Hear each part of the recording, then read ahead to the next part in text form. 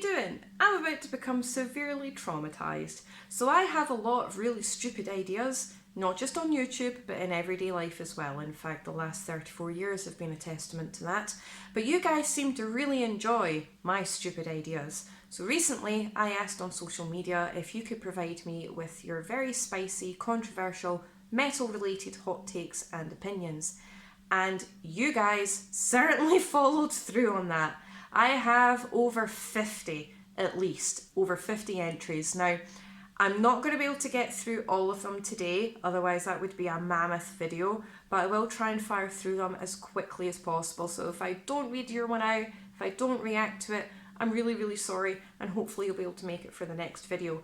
Now, these are all completely anonymous. I have no idea who these came from, whether they came from YouTube, whether they came from Instagram or Twitter.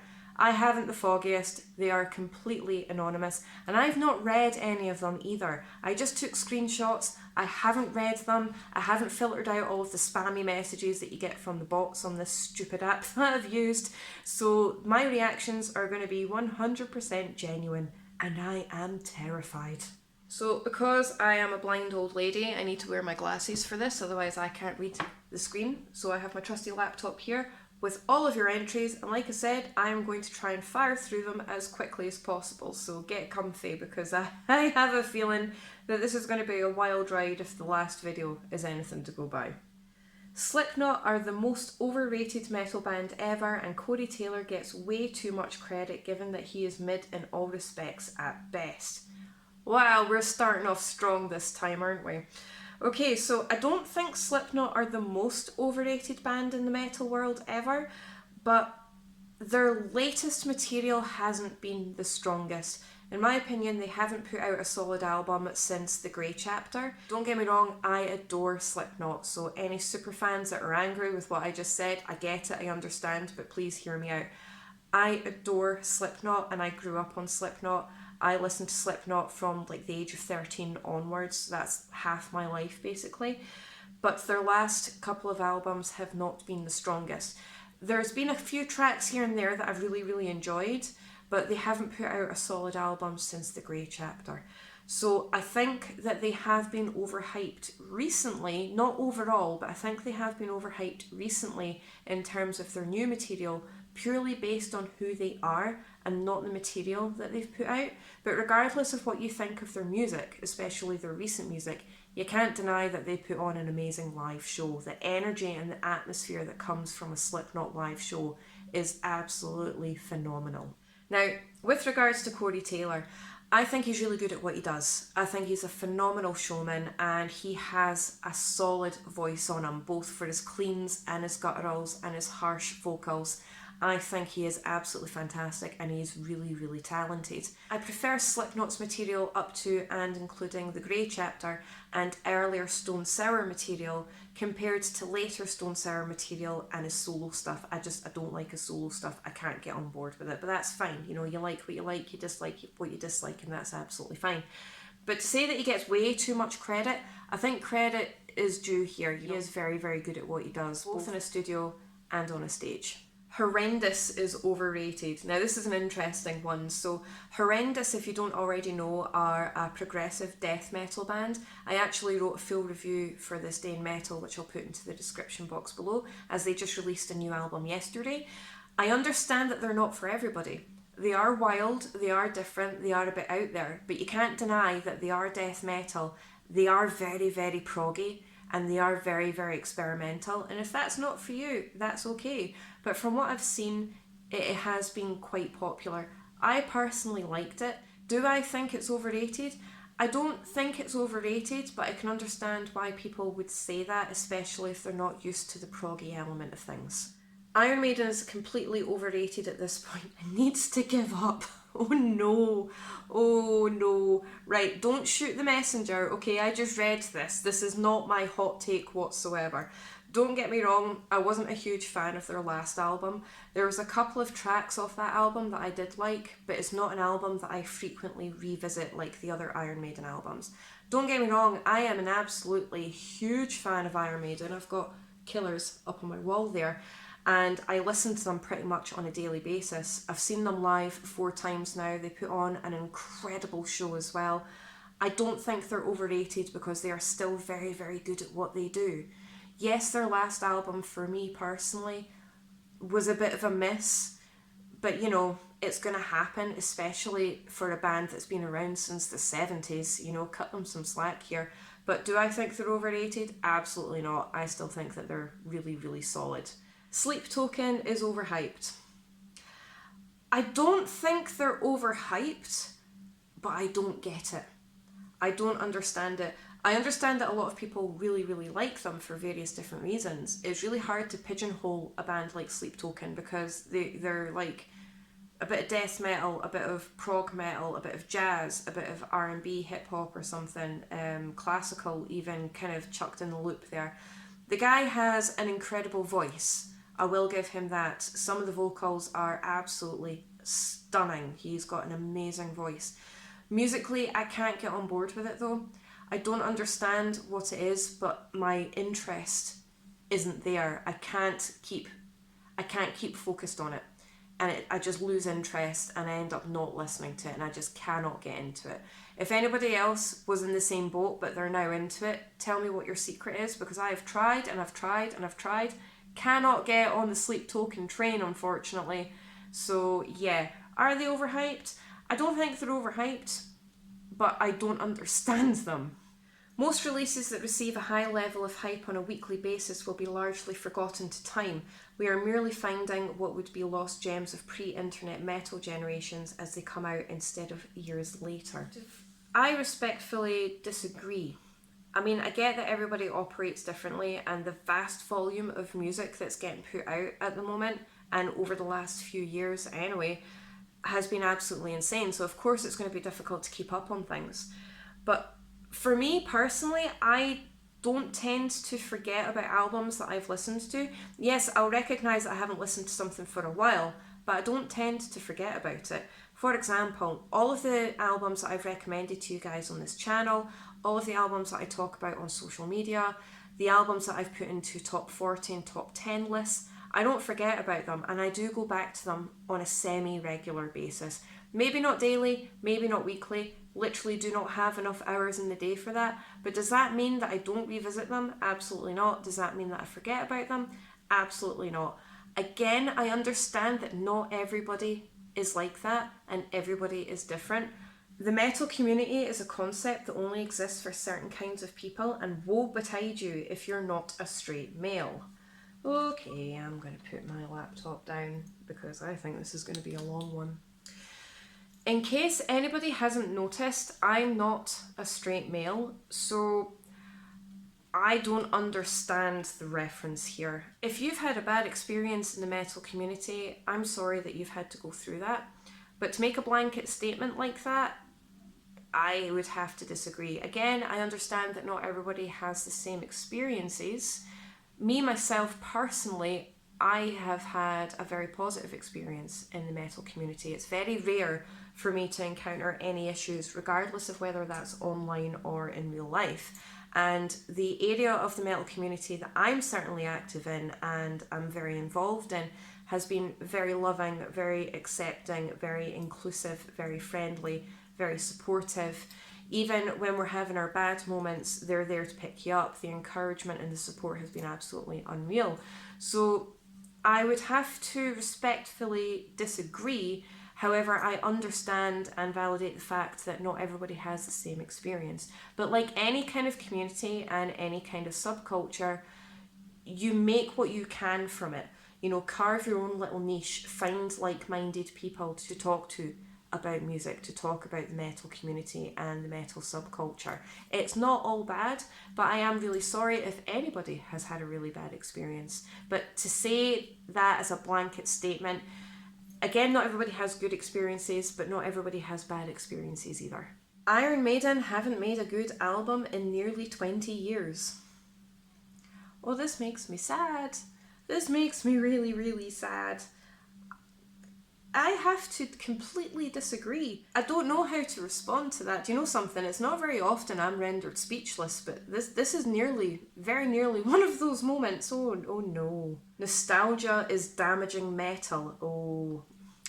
No, I don't think it is. I mean, yes, everybody likes to go back to the glory days of, metal in the 80s and the 90s, and a lot of new bands now take inspiration from that time period, but they certainly meet it with a modern approach.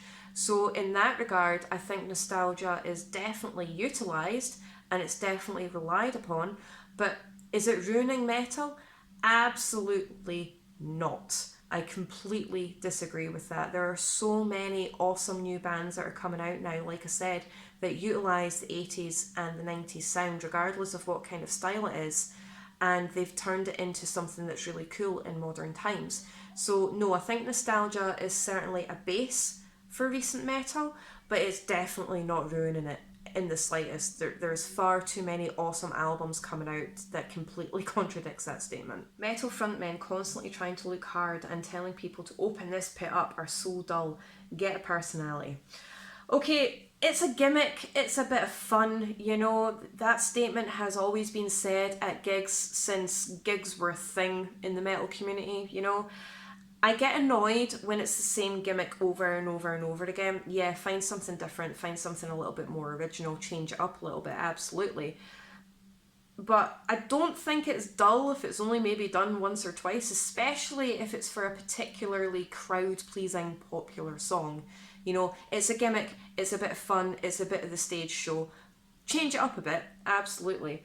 But it needs to be said, I mean, what are you going to do? You're going to stand on the stage and go, could you open this pit up, please? It's the wrong kind of vibe. It's the wrong kind of atmosphere, So say it once, say it twice. Don't say it over and over again, absolutely. I will give you that. But to say that it's dull, it's not. It's just a bit of fun.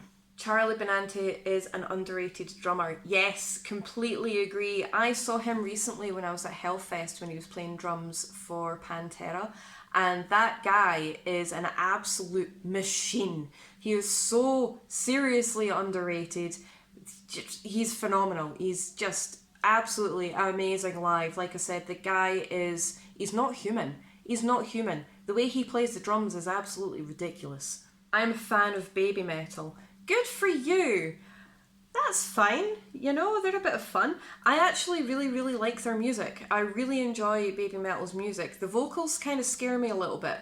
I'm not really into the whole J-pop kind of culture when it comes to music and stuff like that. And I believe from what I've read and what I've heard that the vocal style is kind of taken from that.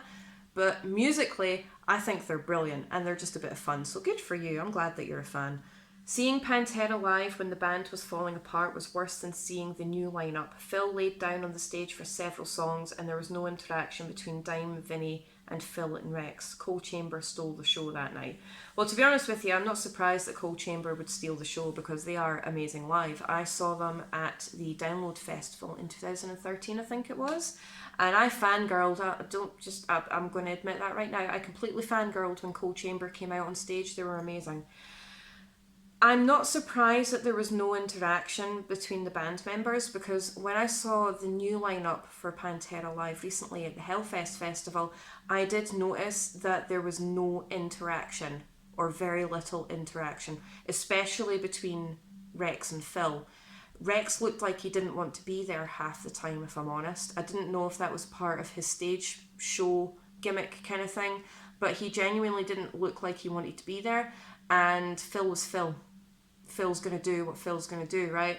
So to say that there was no interaction between Dime, Vinny, Phil and Rex, I don't find that surprising because I saw a little bit of that, or saw a little bit of the non-interaction, if you know what I mean by that. Slayer's Diabolus in Musica does not deserve the hate it gets, and if they had released God Hates Us All first, everyone would love Diabolus. Yes, yes, yes.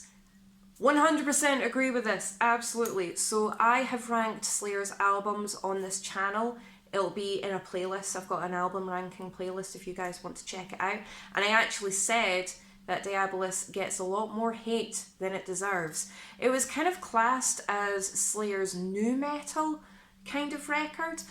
And it's actually really enjoyable and it's got some really good tracks on it. So why it gets so much hate, I have no idea. So yeah, I completely agree.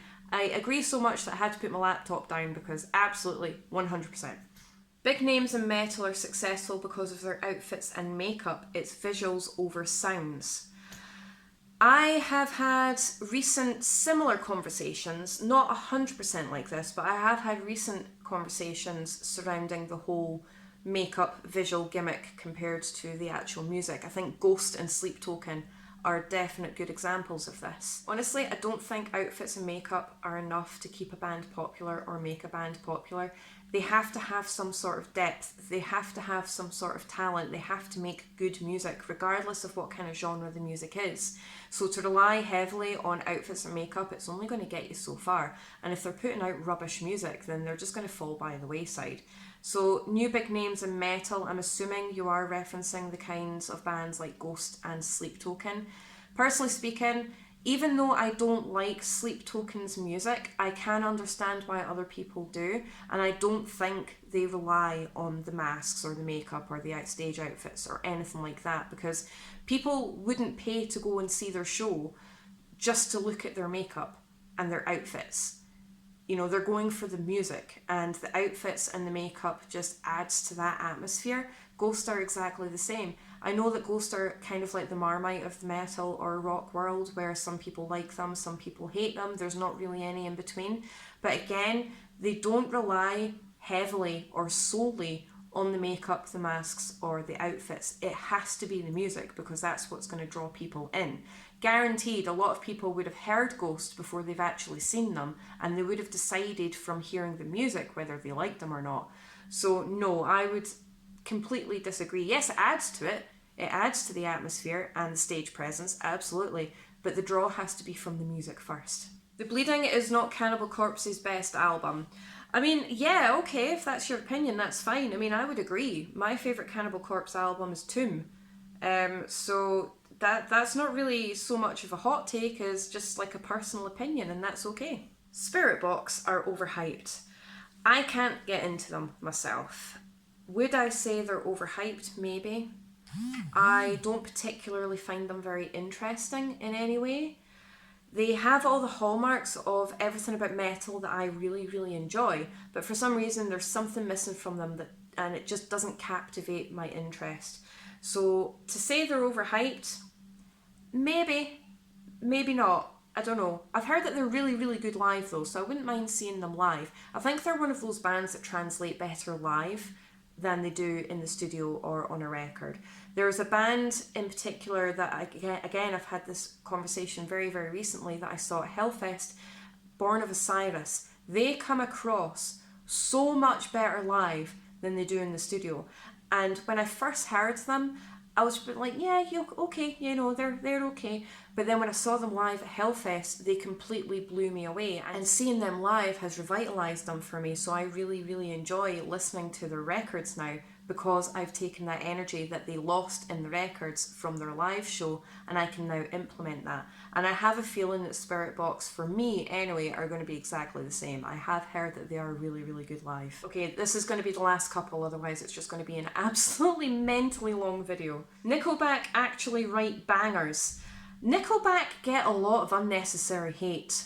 I'm not a big fan of Nickelback at all. Again, I find them quite boring, if I'm honest. However, I think it's just the cool thing, you know, it's the popular thing to hate on them. There's no real reason to really hate on them. They're good at what they do in the genre that they're in, and they don't deserve the amount of hate that they get. And I'm going to throw out my own personal hot take. Five Finger Death Punch are in exactly the same boat. I am not a fan of Five Finger Death Punch.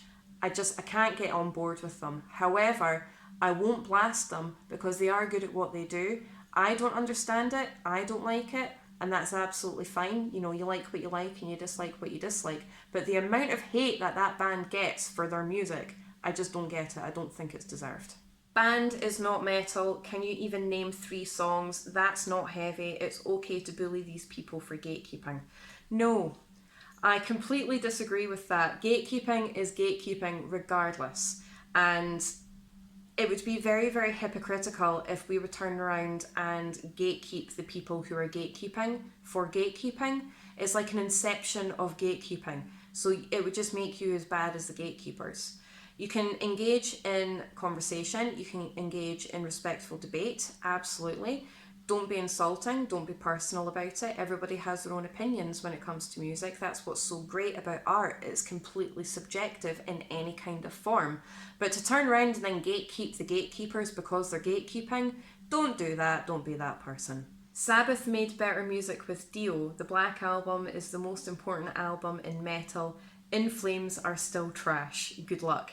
I have a feeling I know who this is, and I will drop them a message after I've done this video. Sabbath made better music with Dio. I prefer Ozzy's Sabbath to Dio's Sabbath, if I'm honest, but okay. The Black Album is the most important album in metal. It is important, absolutely. Is it the most important? I wouldn't think so. If I was going to choose an important album in metal from Metallica anyway, even though Ride the Lightning is my personal favourite, I would say Master of Puppets is probably the most important one. In Flames are still trash. No, they are not. No, they are not. Absolutely, I will not stand for this behaviour. In Flames are not trash at all. How dare you? How dare you?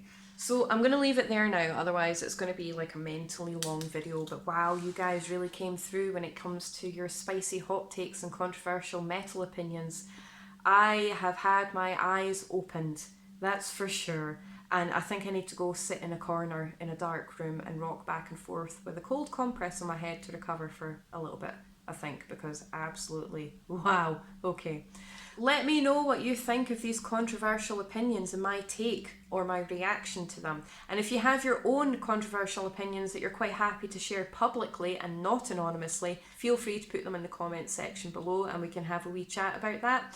If you like these kind of videos where it's a bit of fun, where you ask me to choose between different things, if you want me to do Q&As, if you want me to do more of these kind of controversial opinion videos, let me know and I'll definitely see what I can do.